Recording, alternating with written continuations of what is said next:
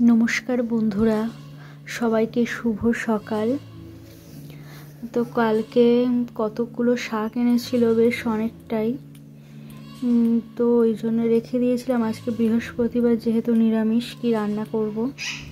বৃহস্পতিবার হলেই একটা চিন্তা হয় যে কি রান্না করা যায় নিরামিষ।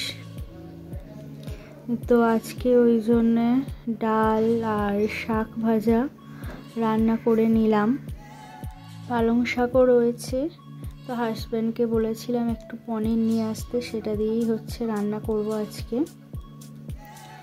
সকালবেলা সমস্ত কাজ সেরে সেগুলোকে কিছুই তুলতে পারিনি, তাই এই রান্নার ভিডিওটাই করছি।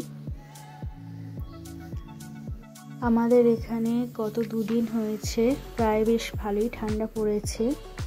এতদিন তো ঠান্ডা ছিল না, পাখাই চালাচ্ছিলাম। তো এখানে আমার লাঞ্চ কমপ্লিট হয়ে গেছে, সমস্ত কিছু সব মাজা হয়ে গেছে। বাসনপত্র দেখো সব গুছিয়ে রেখেছি। এবারে স্নান করে নেব আমি।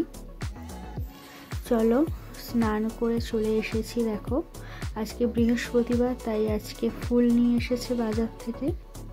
বৃহস্পতিবার করে একটু ভালোভাবেই পুজো করি, সমস্ত ফুল টুল দিয়ে। প্রতি বৃহস্পতিবার করেই আমাদের ফুল নিয়ে আসে।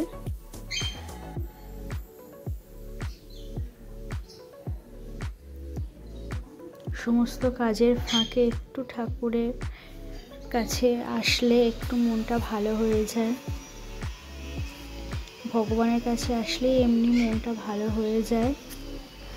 প্রতিবারে লক্ষ্মীর পুজো একটু ঘটা করেই হয়। অনেকে মা লক্ষ্মীর সাথে কুবেরেরও পুজো করে। তো আমার সেরকম কুবেরের কোনো মূর্তি নেই, অন্য প্রায় সব ঠাকুরই রয়েছে যাদেরকে পুজো করি আমি। এটা হচ্ছে পিতলের সরস্বতী ঠাকুর। এটা হচ্ছে আমার বিয়ের আগের, আমার বাবা বানিয়ে দিয়েছিল আমার জন্য। আমার মেয়েও আজকে বসেছে আমার পাশে, এই যে দেখো, ও গীতা পড়ছে পাশে বসে, আর আমি এদিকে ঠাকুরের ফুল দিচ্ছি।